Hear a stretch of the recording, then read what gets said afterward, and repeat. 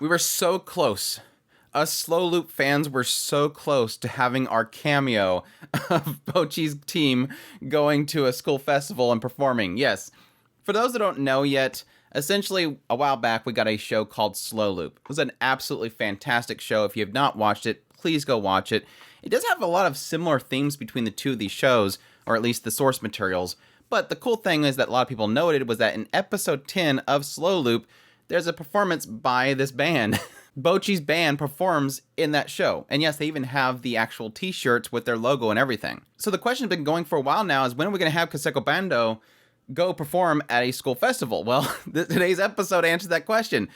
They're apparently going to do a school festival performance. And the question will be, will it be the same one? But this episode also sort of twists things a little bit if you think about it. Because essentially, since we didn't get that yet, we did get a reference to Slow Loop. And that was from a reference of one of the members of Sick Hack. Eliza of their group is from England, and she apparently came there so that she can go to the cons, and she wants to be a cover band for an anime. But then she holds up some keychains, which, yes, have the main characters from Slow Loop. So what we've essentially established is that in the Bocchi the Rock universe, Slow Loop is an anime, but yet, eventually, Kaseko Band is supposed to perform in the actual anime. So how does that happen? We've had these two worlds, they've collided, and thus it's difficult to say what might happen in the future. But who knows? Maybe Slow Loop is, in fact, an anime that hasn't actually been adapted yet in this world, and they will play a song and be animated into the show. Anyways, stupid conspiracy theories aside, I just love seeing those characters pop up in the show. It was a cool little reference. I adore Slow Loop, like I said before. Definitely highly recommend checking it out. Like I said, it technically has a lot of a similar storytelling in between the two of them. There's a lot of fun, cute moments, but at the same time having, insecurities and issues around loss and everything, which I thought was really fantastically done. I need a second season. But no, I like this episode. It really, a lot in this episode is really Kita pushing Hitori a little bit forward. Because again, we open up with this whole idea that, yes, there's a school festival coming, and this is technically Hitori's chance to finally undo what she missed. Not once again have that regret of missing out on this opportunity. She didn't perform for her school in middle school, and now she has the opportunity to do it now. But she still has her hesitation. She's still scared. I like how you have I would never be able to do that. And then suddenly some girl in front of him says, whoever would do that would be super cool. And so she completely blacks out. And she doesn't wake up until she's just about to put the form inside of the box. She's like, wait, why am I here? And then she looks at it, wait, I wrote this. It's just really dorky. And then we get a Neon Genesis Evangelion reference because she wakes up inside of the school nurse's office and unfamiliar ceiling.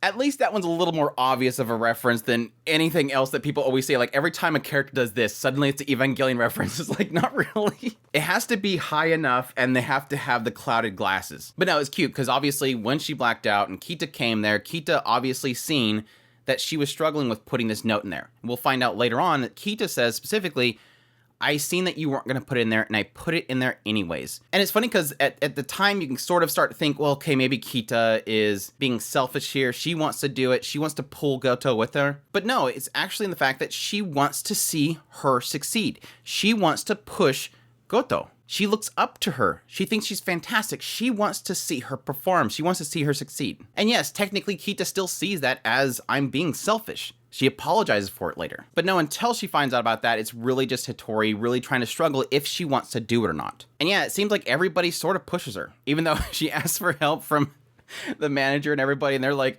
I hated school anyway, so I don't care. She's like, crap, these aren't the people I need to be asking. Of course, Nijika's like, yeah, definitely do it. Don't have those regrets. It seems like Rio's for it, but it there's kind of a hint that Rio is for it because she just wants to see them all fail. That way it kind of sort of clouds her past failure because she did it before and it was miserable. But now at least 4 of them will be able to split the grief. But no, eventually Hiyori comes in. And of course, doing her usual drunken slob and coming in there and trying to bum money and drinks from everybody. I like that Nijika eventually gives her the glare like her sister does. So apparently that's been passed off between the sisters. And eventually the manager, Saika, ends up pushing her to pay everybody back. And yeah, also Ryu. I love she's holding Hiyori up and she's got the little cat ears like she's a little stray cat that's been taking money. And then suddenly looks over at Ryu and Ryu has the ears too.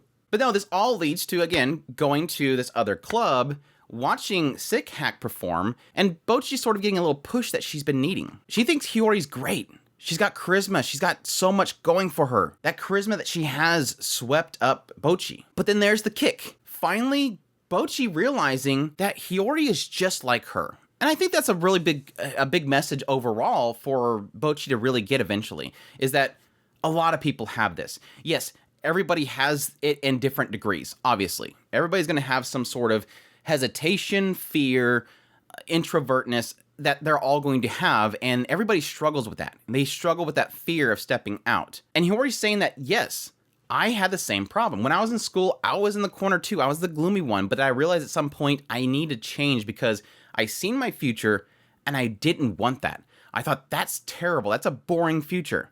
So I chose to become a part of a band so I can change that. And again, she couldn't get on stage. She couldn't push herself out there. She had to drink herself to get out there. But she's like, but you, Bocchi, you didn't need that. You performed on the side of the street without that. There's a lot more promise in you than there was in me. So you could definitely do it without having to drink. And she's like, but, and if you still have a problem, you can still drink. She's like, no, I can't do that. I'm not old enough. But it was cute. It was a cute little sign that, hey, look, we all struggle. I'm the same as you in a way. And I had to do this in order to make it happen, but you didn't have to. So obviously you can do this. All signs point to you being successful at doing this. So yeah, Bocchi finally decides, all right, let's do it. Even though Kita already did it. Even though Kita already submitted it. And they have their little meeting. Ryo the entire time, stomach is growling so freaking loud because Nijika is trying to punish her. And they decide they're going to do nothing but originals and that Bocchi's going to do a guitar solo at some point. And then yes, we get the scene where Kita finally admits to Goto. I knew that you didn't want to do it, but I submitted it anyways. It wasn't an accident. It wasn't that I went, oh crap, she must have meant to do this. No, I knew that you chose not to, and I submitted it anyways. And again, in her own head, as we find out later, is that she did it because she wanted to see Bocchi perform. She respects her. This is her she-show, but still she's sorry for it. And Bocchi, in response, is like, no, thank you for doing that. Yes, I was freaking out at first, but still, now I'm kind of looking forward to it. And if you hadn't have done that, then it would never have happened. Which is really kind of Bocchi saying, like, oh yeah, you did it anyways against my wishes. But it's fine because, again, technically Bocchi realizing that I need that push. Bocchi would have never done it. No matter how much everybody else says, no, you can do it, you could do this, this is fine, she would probably still stumble before she got there. Kita gave her that push.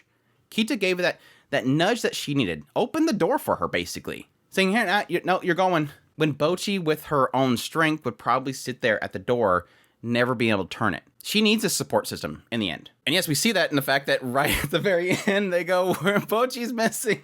The festival's going on, and Bocchi's gone. So, obviously, Bocchi still, in the end, isn't going to make it. But we'll see. We'll see. We'll see if we get our Slow Loop episode 10 scene or not. But yeah, fantastic episode. Really did enjoy it. I really do love kind of the chemistry between these characters and the willingness that even though it feels like it's kind of selfish at first, a lot of it is to kind of push each other forward. And I think it's reality. And I think that kind of goes back to my comments that I made in the last episode. Apparently I've heard a couple whispers here and there where people thought that the rest of the Kasuko band were mean because they didn't invite Bocchi to go out during that summer break. And it's like, again, this is reality. This is people. This is what people's lives are like. Just because you join a band doesn't suddenly mean your entire life is thrown away and that's your whole life. That's reality. It's reality that these kids each have their own lives, and they can assume that Bocchi probably has her own plans. If she never contacted them, they'll assume that, well, maybe she's going out on vacation with her family. That's reality. Yes, it feels mean because you're seeing from the perspective of Bocchi waiting for somebody, but that's her problem. That's who she is. It doesn't mean that all of them understand it, nor do they need to spend their entire lives trying to make sure they help her with it. The note is, the important thing to realize is that when it comes time that they realize that she wants this, they drop everything to do that because they do see her as a friend. They might not always see it because, again, they have their own lives. But when they seen it, they did everything they could to help. And again, that's similar to this episode. And this idea that when Kita seen that Bocchi's struggling, she took it upon herself to help her. Because again, she respects her and appreciates everything that Bocchi has done for her. She's helped her learn how to play guitar, and that's something she's always wanted to do because she wants to be with Ryo. Life doesn't always put the answer in front of you, and it's not always clear cut as to what to do. But when push comes to shove, or when the opportunity opens up, it's when you act and support other people when it's important. That's what makes true friends. You might not always be there, but be there when you can. And yes, in the case of Kita, knowing when to apologize when you realize you've overstepped your bounds, just to assure that you know that your intentions were good. But anyways, I'm getting into the long talk. That's Bocchi the Rock, episode 10. Really enjoyed it. Looking forward to the next 2 episodes. It's almost done. It's almost over, and I'm heartbroken. But hope you guys enjoyed my video. As always, if you did, make sure that like button down below. Comment. Let me know what you thought of the episode. Additionally, if you're new to the channel, make sure that subscribe button so you get all my content. I do news, reviews, first impressions, top list. If it's anime, it's pretty much here. Additionally, if you want to support the channel more, we have a Patreon link, a tips link, and a super thanks button down below. I greatly appreciate everybody that does, and y'all take care.